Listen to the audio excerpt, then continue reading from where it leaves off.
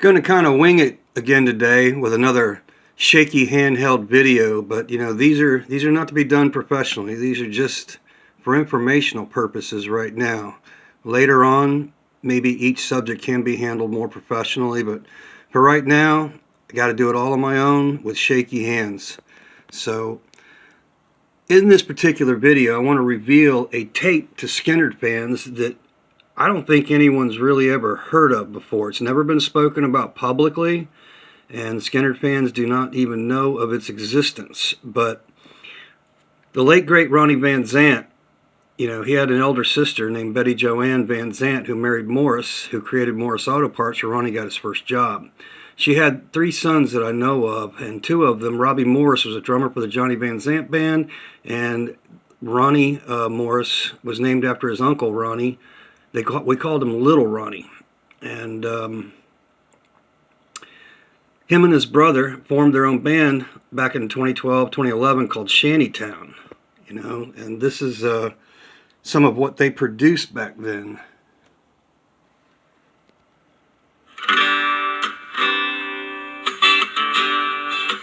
I think this is Ronnie singing.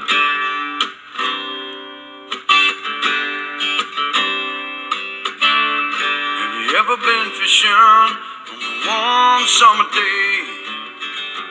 Blue skies over your head, none were in your way. Have you ever took the time now to take a look around? Listen what people say, what's going down. All right, that's Lil Ronnie right there, front vocals and guitar. Now, back when I knew him, he was either still in high school or barely out of high school, and he was new on guitar. And as I recall, the Johnny Van Zant band in 1985, they got an endorsement contract for Washburn guitars, and Lil Ronnie got one of those Washburn guitars, and it was a white-bodied guitar, kind of looked like Alan's Explorer in a way, kind of a copy of that in a way, but it had red dots all over it like blood splatter on it. It's a pretty cool looking guitar, and that's what he had in 1985, about a recording I'm getting ready to tell you about. But here are some pictures. This is me and Ronnie together in Leon Wilkeson's sister's house, Mary Wilkeson. We were buddies back then. This is his brother, Robbie. This is drummer in the single-handed band. And since the band didn't have their own backstage passes, they simply used Uncle Donnie's 38 special band passes. You can see they cut off the 38 part and we just used the bottom of it. Single-handed Summer Tour 92. This is an outtake from Johnny's No More Dirty Deals. This is one of the proof photos from the album cover. So I want to tell you about a tape that exists, but I got to go through some other tapes to get there. Now, last week I did a podcast with Broadneck Music, Joe and Mark out of Tennessee, I think, and I talked about Gary Rossington being on tape saying he co-produced Shooting Star. So take a listen to Gary himself. Absolutely awesome, man. It's incredible. Oh, no. Hey. We were there when we did Shooting Star and helped produce it, and that's why that was our song. Shooting Star? Right, Alan. It fits Alan to a T, doesn't it? All right, that's all I'm going to play of that one. Now soon, I'm going to do the Bad Company tapes, and you'll be able to listen to what it sounded like when I first got the tape from Alan Collins and let tape roll. But right now, let's go through some other tapes, some that y'all don't know about.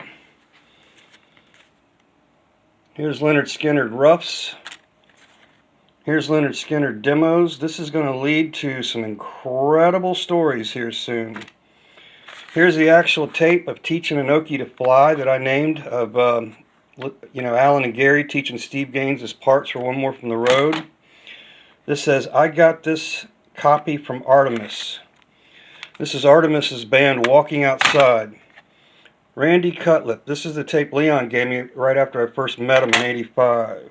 Another Artimus Pyle tape, Walking Outside.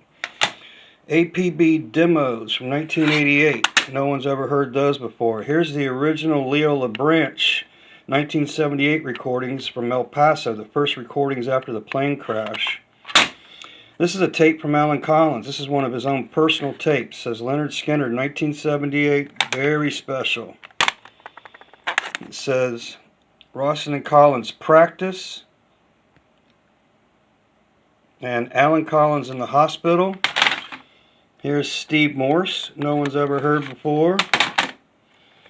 And what is this one? This is a Final Flight of a Freebird that I recorded. This is the original tape of Final Flight. This jam session was recorded by me, mixed by me on Leon's 4-track, no compression. This is an interesting one. Those guys' originals. APB should be a good one. But here's the tape that I wanted to get to. A videotape from Ed King. I wonder what's on that one. Tribute tour. But this is a tape I wanted to get to. This was dated April 29th. It says 87, but it can't be. Oh, that's when I made the, a copy of it, I guess. But January 86 has got to be one. Yeah, it says early January 86. This is a jam session recorded at LAC Production Studio by me, KLG, in early January 86. And you see it says Ronnie Morris on guitar, Artimus Pyle on drums, and Leon Wilkeson on bass. So there you have the Skynyrd rhythm section, Ronnie Van Zant's personal choice rhythm section. And they were in Alan's studio. This is during the time that, you know, everybody's, Alan and Leon and Billy and Artimus and myself and others and Larkin were all trying to put a Lynyrd Skynyrd II back together. So this tape has never been digitized. This tape has been held privately ever since 1986 for almost 40 years. And the reason that I never digitized it and never let this recording out is because this man right here, Ronnie Morris, was just a kid learning how to play guitar back then. And on that day, back in 1986, you know, right around the time Alan, it was actually before Alan got into the car accident, Lil Ronnie drove over to Alan's studio where inside was me, Leon, and Artimus. We had no idea he was going to show up. He just showed up with his guitar. And he wanted to play with Artimus. And Leon agreed to play as well. So on that day, you will hear a young Ronnie Morris go up against the Lynyrd Skynyrd, you know, professional rhythm section, and they mopped the floor with Lil Ronnie. They just took off and left him in the dust. And so to protect Lil Ronnie, to never embarrass him in public, I kept this recording basically secret and held it from the world because I never wanted it to be an embarrassment to this guy as he grew up and improved on guitar to, you know, go out there and make music. But Lil Ronnie's died and he's been dead now for, you know, a couple of years. And so, you know, I think that it's not going to hurt him anymore, you know. So that's one reason why I'm telling the world about this recording now, is because now it cannot harm anyone. But what's on that tape, what you hear the rhythm section of Lynyrd Skynyrd do, is stuff I've never heard before. Leon was doing things on bass that was mind-blowing. So let me put the tape in. Hold on. I'll start it right from the top so you can hear what I started to record that day back in January of '86.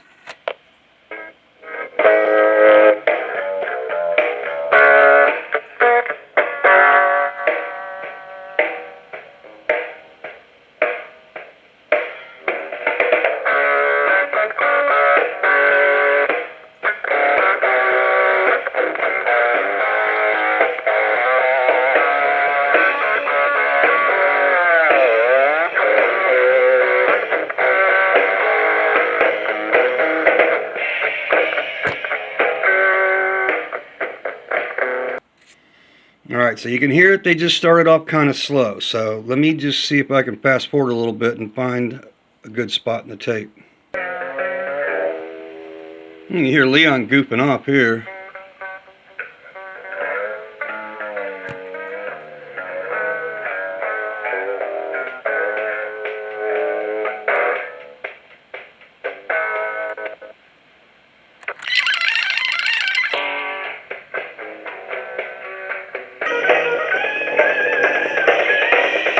Now, what's interesting is that as this progresses, you know, Artimus and Leon, they just crank it up. I mean, up tempo, up tempo, up tempo. They kept pushing and pushing and pushing to see what Lil Ronnie could do.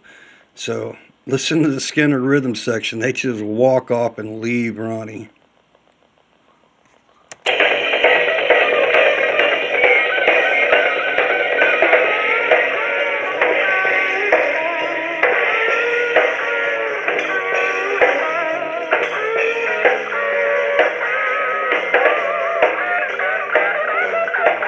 I'm gonna fast forward a little bit, see if I can find it. Listen to what Leon's doing on bass here.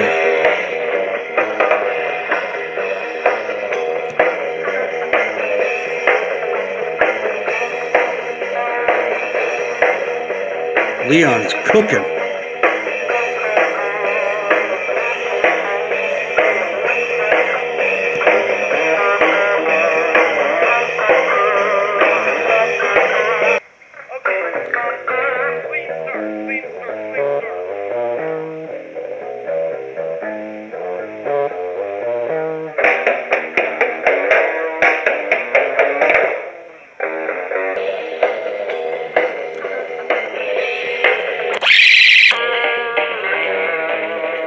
This is the part where the Skynyrd rhythm section walk off and leave Ronnie in the dust.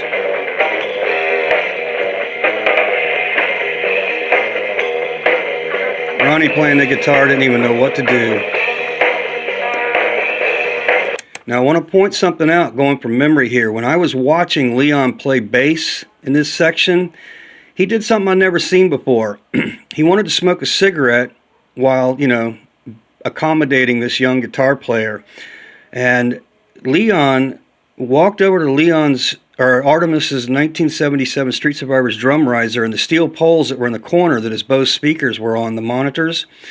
Leon leaned the neck of his guitar up against one of those steel poles and put pressure on it like he was playing slide on bass, but using a steel pole on the drum riser to do it.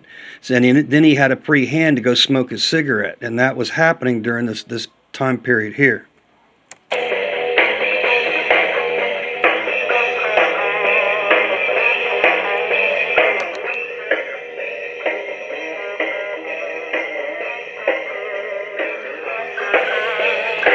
Bottom line is,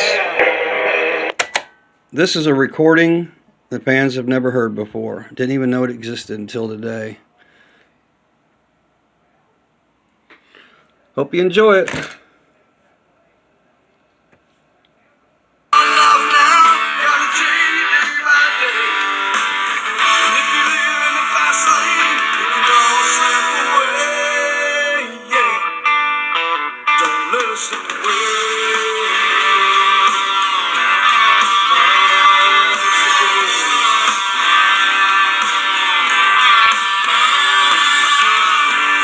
Seen children playing in the yard, so simple-minded they don't know life's so hard.